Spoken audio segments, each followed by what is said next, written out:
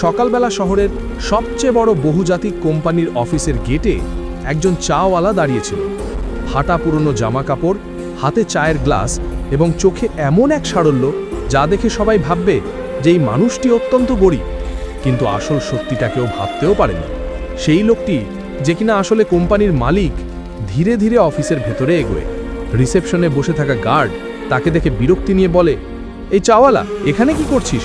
এটা কি কোনো ঠেলা লাগানোর জায়গা? চল সর এখান থেকে। লোকটি হেসে বলল, ভাই সাহেব, আমি ভাবলাম কর্মচারীদের চা খাইয়ে দিই, সকালবেলা সবার ভালো লাগবে। গার্ড হেসে তাকে ভেতরে যেতে দিল। তার একটু আন্দাজ ছিল না যে যাকে সে চাওয়ালা ভাবছে সেই কোম্পানির আসল মালিক, যিনি কিছুদিন আগেই এই কোম্পানি কিনেছেন। লোকটি ভেতরে ঢুকতেই কয়েকজন কর্মচারী হাসতে শুরু করলো। এক কর্মচারী হেসে বলল, দেখো দেখো, একে মনে হচ্ছে পদ ভুলে ভেতরে চলে এসেছে। আরে ভাই, ইন্টারভিউ দিতে এসেছো নাকি ফ্রিতে চা খাওয়াতে এসেছো? তখনই এক মেয়ে, নন্দিনী, যে এই কোম্পানির অ্যাসিস্ট্যান্ট ম্যানেজার ছিল, সামনের স্টাইলিশ পোশাক, হাতে দামি ফোন আর মুখে অহংকার। তার স্বভাবটা ছিল বেশ রূঢ় এবং অহংকারী। সে সেই চাওয়ালাকে উপর থেকে নিচ পর্যন্ত দেখল এবং সঙ্গে সঙ্গে কটাক্ষ করল, এ কি হাল করে রেখেছো তুমি? ফাটা পুরনো জামা কাপড় পরে এখানে চলে এসেছো? এটা কি চায়ের দোকান নাকি? বাইরে যাও। লোকটি একটু হেসে বলল, ম্যাডাম, আমি ভাবলাম আপনাদের সবার জন্য চা নিয়ে আসি। কিন্তু নন্দিনী তার সরল জবাবে আরও বেশি রাগ হলো। নন্দিনী তার ট্রে থেকে একটা চায়ের কাপ তুলে নিল, এক চুমুক নিয়েই সঙ্গে সঙ্গে মুখ বিকৃত করল। উফ, কি বাজে চা এটা! তারপর রাগের মাথায় কাপটা তুলে সোজা তার মুখের দিকে ছুঁড়ে মারল। গরম চা তার মুখে ছিটকে পড়ল। সে একটু পিছিয়ে গেল, কিন্তু কিছু বলল না। নন্দিনী বলল, এই নাও, আগে নিজের হাল দেখো, তারপর অন্যদের চা খাওয়াতে এসো। অফিসের পরিবেশ হাসিতে ভরে গেল। সবাই হাসছিল। এক কর্মচারী বলল, আজ তো মজা এসে গেল। ম্যাডাম চাওয়ালার যোগ্য জায়গায় দেখিয়ে দিল। কেউ হাততালি দিল, কেউ মোবাইল দিয়ে ভিডিও করা শুরু করলো। কিন্তু তখনই এক যুবক, বিক্রম চৌধুরী, যেই কোম্পানিতে কাজ করত এবং মনের দিক থেকে সৎ মানুষ ছিল, এগিয়ে এলো। বিক্রম রেগে বলল, থামুন আপনারা সবাই, এ কি মজা শুরু করেছেন আপনারা? মানুষটা গরিব মানে এই নয় যে তার সম্মান নিয়ে খেলা করবেন। কিন্তু নন্দিনী বিক্রমের কথা কেটে দিল। নন্দিনী হেসে বলল, ও তো এখন তুমি এর উকিল হয়ে গেলে? বিক্রম, তুমি হয়তো জানো না, এই গরিব মানুষগুলো শুধু অভিনয় করে, এদের শুধু আমাদের টাকা চাই। এই বলে নন্দিনী সেই চাওয়ালাকে একটা চড়ও মেরে দিল। পুরো অফিস হাসির শব্দে মুখরিত হলো। সেই লোকটি, যাকে কেউ চিনতে পারেনি, শুধু চুপচাপ সরি বলতে থাকলো। চাওয়ালা ধীরে ধীরে বলল, সরি ম্যাডাম, আমারই ভুল হয়েছে, আমি চলে যাচ্ছি। সে নিজে ট্রে তুলে নিয়ে ধীরে ধীরে অফিস থেকে বাইরে বেরিয়ে গেল। কেউ ভাবতেও পারেনি যে এই লোকটিকে সবাই চাওয়ালা ভেবে অপমান করলো, সেই আসলে এই পুরো কোম্পানির মালিক। তিনি সম্প্রতি এই কোম্পানি কিনেছিলেন এবং আজ তিনি এসেছিলেন তার কর্মচারীদের আসল রূপ দেখতে। পরের দিন কর্মচারীরা অফিসে পৌঁছানোর পর সবাই নিজেদের কাজে লেগে গেল। নন্দিনী আত্মবিশ্বাসী ভঙ্গিতে অফিসে এলো, হাতে দামি ব্যাগ, চোখে অহংকার আর মুখে সেই হাসি, যেন তার কৃতকর্মের জন্য তার কোনো অনুশোচনা নেই। নন্দিনী তার বান্ধবীর সঙ্গে হাসতে হাসতে বলল, কাল তো মজা এসে গিয়েছিল, ওই চাওয়ালার যোগ্য জায়গা দেখিয়ে দিলাম, এমন লোকেদের লাইনে রাখাই ঠিক। তার বান্ধবীও হেসে বলল, হ্যাঁ, তুই তো কামাল করে দিয়েছিস, সবাইকে হাসিয়ে লোটোপুটি করে দিয়েছিলি। অন্যদিকে বিক্রম চুপচাপ বসেছিল, তার মুখ ছিল গম্ভীর। ভেতরে ভেতরে তার খুব খারাপ লাগছিল। বিক্রম মনে মনে ভাবছিল, জানি না বেচারা এখন কোথায় আছে, সবাই তাকে কি অপমানই না করলো। আশা করে সে এসব মনে নেয়নি। কিছুক্ষণ পর একটি বড় ঘোষণা হলো। HR ডিপার্টমেন্ট থেকে বার্তা এলো, সবাইকে জানানো হচ্ছে যে আজ সকাল 11টায় কোম্পানির নতুন মালিক নিজে অফিসে আসছেন। সব কর্মচারীর উপস্থিতি বাধ্যতামূলক। অফিসে চাঞ্চল্য সৃষ্টি হলো। এক কর্মচারী বলল, আরে বাহ, নতুন মালিক আসছেন।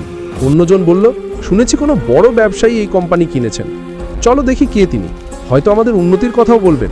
নন্দিনীও খুব উত্তেজিত হয়ে উঠল। সে হেসে বলল, বাহ, নতুন মালিক আসবেন, আমার তো তার সঙ্গে দেখা করে খুব আনন্দ হবে। যদি তিনি ইমপ্রেসড হন তাহলে হয়তো আমার পদোন্নতিও হতে পারে। ঠিক 11টায় কনফারেন্স হলের দরজা খুলল।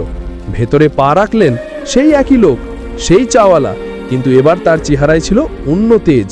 এখন তিনি দামি স্যুট পরেছিলেন, চুল যত্নশী আচরানো ছিল, তার হাঁটার ভঙ্গিতে ছিল আত্মবিশ্বাস।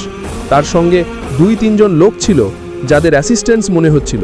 পুরো অফিস হতবাক হয়ে গেল, সবার চোখ ছানা বড়া হয়ে গেল।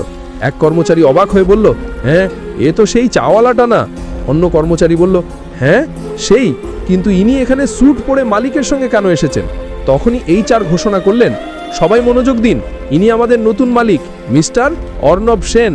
পুরো হল করতালিতে ভরে গেল, কিন্তু কিছু কর্মচারীর মুখ ফ্যাকাশে হয়ে গেল, বিশেষ করে নন্দিনীর। অর্ণব সেন অর্থাৎ সেই চাওয়ালা মঞ্চে দাঁড়ালেন। তিনি গভীর শ্বাস নিয়ে বললেন, বন্ধুরা, আমি আপনাদের নতুন মালিক। আমি সম্প্রতি এই কোম্পানিটি কিনেছি এবং গতকাল আমি আপনাদের সবার মাঝে একজন সাধারণ চাওয়ালা হিসেবে এসেছিলাম। এই কথা শুনে সবার বুক ধরপড় করতে লাগলো, ঘর নিস্তব্ধতায় ভরে গেল। অর্ণব আরও বললেন, হ্যাঁ, গতকাল আমি ফাটা পুরনো জামা কাপড় পরে এসেছিলাম, আমি চায়ের ট্রে নিয়েছিলাম এবং আমি দেখতে চেয়েছিলাম যে আমার কর্মচারীরা মানবতাকে কিভাবে দেখে। সবার মাথা নত হয়ে গেল। কাল যারা হাসছিল এখন তাদের মুখ লজ্জায় লাল হয়ে গেছে। বিক্রমের চোখে সন্তুষ্টি ছিল, কারণ সেই একাই সেই চাওয়ালার পাশে দাঁড়িয়েছিল। কিন্তু নন্দিনী, সে চেয়ারে বসে ঘামছিল। সে মনে মনে ভাবছিল, ও গড, এই তো সেই লোক, আমি এর সঙ্গে কি করে ফেললাম? চা ছুঁড়ে মারলাম, চর মারলাম, আর ইনি সবার মালিক। অর্ণব তার কণ্ঠস্বর আরও জোরদার করে বললেন, কাল আমি দেখলাম মানবতা কেমন হয়। কিছু লোক মানুষকে সম্মান করতে বিশ্বাসী, কিন্তু বেশিরভাগ লোকই মর্যাদা এবং পোশাক দেখে মানুষকে বিচার করে। কিন্তু মনে রাখবে, সম্মান এবং মানবতা থেকে বড় কোনো পদমর্যাদা নেই। তিনি সবার দিকে তাকালেন, বিশেষ করে নন্দিনীর দিকে। নন্দিনীর চোখ নিচের দিকে ঝুঁকেছিল। পুরো হল নীরবতা নেমে এলো। সবার মনে ভয় ছিল যে এখন মালিক শাস্তি শোনাবেন। যাকে গতকাল সবাই চাওয়ালা ভেবে অপমান করেছিল, আজ সেই মালিক হয়ে সবার সামনে দাঁড়িয়ে আছে এবং এখন তার পরের কথা সবার ভাগ্য নির্ধারণ করতে যাচ্ছিল। কনফারেন্স হলে নীরবতা বিরাজ করছে। সবার চোখ নিচু। মালিক অর্ণব সেন সবার সামনে দাঁড়িয়ে আছেন। তার মুখে গাম্ভীর্য, কিন্তু চোখে গভীরতা। সত্য সামনে চলে এসেছে। যাকে গতকাল সবাই চাওয়ালা ভেবে অপমান করেছিল, আজ সেই কোম্পানির মালিক এবং এখন তার প্রতিটি কথা সবার হৃদয় বিদীর্ণ করে যাচ্ছিল। অর্ণব ধীরে ধীরে কথা বলতে শুরু করলেন, কাল আমি দেখলাম যে কিছু লোক মানুষকে সম্মান করতে বিশ্বাসী, কিন্তু বেশিরভাগ লোকই মর্যাদা এবং পোশাক দেখে মানুষকে বিচার করে। তিনি গভীরভাবে নন্দিনীর দিকে তাকালেন।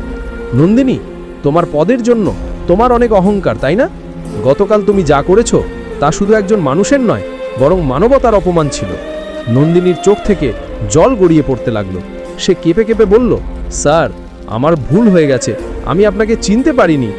অর্ণবের কণ্ঠস্বর আরও কঠোর হলো, সমস্যা তো এটাই, যদি আমি ধনী দেখতে পেতাম, ভালো পোশাক পরে আসতাম, তাহলে তুমি আমার সামনে ঝুঁকে কথা বলতে।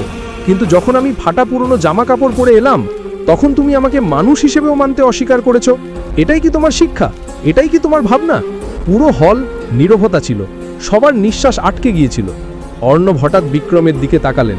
তার চোখে কোমলতা এলো।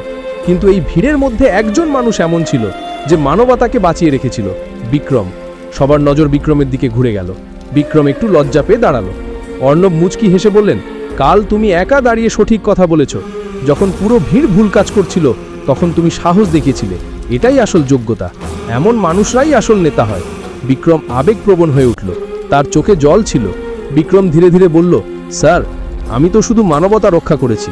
না বিক্রম, তুমি মানবতা থেকেও অনেক বেশি কিছু করেছো। তুমি পুরো কোম্পানিকে আয়না দেখিয়েছো। আর আমি চাই এমন লোক আমার টিমের সর্বোচ্চ পদে থাকুক। অর্ণব তখনই ঘোষণা করলেন, আজ থেকে বিক্রমকে সিনিয়র ম্যানেজার করা হলো এবং সে সরাসরি আমার সঙ্গে কাজ করবে। হল করতালিতে ফেটে পড়ল। বিক্রম আবেগপ্রবণ হয়ে দাঁড়িয়ে রইল। এবার নন্দিনীর পালা। অর্ণব দীর্ঘশ্বাস নিয়ে বললেন, নন্দিনী, তোমার সঙ্গে কি করা উচিত তা আমি খুব ভালো করে জানি। চাইলে এখনই তোমাদের চাকরি থেকে বের করে দিতে পারি, কিন্তু আমি চাই তুমি তোমার ভুল বুঝতে পারো। নন্দিনী কেঁদে উঠল এবং বলল, স্যার, আমাকে ক্ষমা করে দিন, আমার খুব বড় ভুল হয়ে গেছে। অর্ণব বললেন, ক্ষমা শব্দের মাধ্যমে পাওয়া যায় না, কর্মের মাধ্যমে পাওয়া যায়। আজ থেকে তোমাকে তোমার পদ থেকে সরিয়ে জুনিয়র লেভেলে কাজ করতে হবে। সেখানে বসে তুমি শিখবে সম্মান কাকে বলে। নন্দিনী হাউমাউ করে কেঁদে উঠল। তার সব স্বপ্ন, অহংকার আর গর্ব এক মুহূর্তে ভেঙে গেল। বাকি কর্মচারীরাও কেঁপে উঠল। সবাই ভাবতে শুরু করলো, হায় ভগবান, আমরাও তো গতকাল সেই চাওয়ালা নিয়ে ঠাট্টা করেছিলাম। এখন যদি মালিকের মনে পড়ে যায়, তাহলে আমাদেরও ছুটি হয়ে যাবে। অর্ণব সবার দিকে তাকালেন এবং বললেন, বন্ধুরা, মনে রাখবে, পোশাক, টাকা এবং পদ দিয়ে মানুষ বড় হয় না। আসল মুহূর্ত আসে হৃদয় থেকে। আর এই শিক্ষাই আমি আজ আপনাদের সবাইকে দিতে চেয়েছিলাম। সেই দিন থেকে অফিসের পুরো পরিবেশ পাল্টে গেল। এখন কেউ আর কারোর মর্যাদা বা পোশাক দিয়ে বিচার করত না। সবাই একে অপরের সাহায্য করতে লাগলো। বিক্রম সবার জন্য অনুপ্রেরণা জাগানো মানুষ হয়ে উঠল। নন্দিনীও এখন পুরোপুরি পাল্টে গেছে। সে বিনয়ের সঙ্গে ছোট কাজ করতে লাগলো এবং ধীরে ধীরে সবার বিশ্বাস জিততে চেষ্টা করতে লাগলো। কখনো কখনো জীবন আমাদের আয়না দেখানোর জন্য অদ্ভুত খেলা খেলে। গতকাল পর্যন্ত যারা নিজেদের বড় ভাবত, আজ তারাই অন্যদের কাছে ক্ষমা চাইছে। আর যে নিজেকে ছোট দেখিয়ে সবার আসল ছবি দেখলো, সেই আসলে সবচেয়ে বড় প্রমাণিত হলো। তো বন্ধুরা, গল্পটি কেমন লাগলো কমেন্টে অবশ্যই জানাবেন। আর আপনারা আমার ভিডিওটি ভারতের কোন কোন থেকে দেখছেন সেটাও কমেন্টে জানাতে ভুলবেন না। আর যদি আপনারা আমাদের চ্যানেলে নতুন হন, তাহলে চ্যানেলটিকে অবশ্যই সাবস্ক্রাইব করে নেবেন। তাহলে দেখা হচ্ছে পরের গল্পে। ততক্ষণ পর্যন্ত জয় হিন্দ।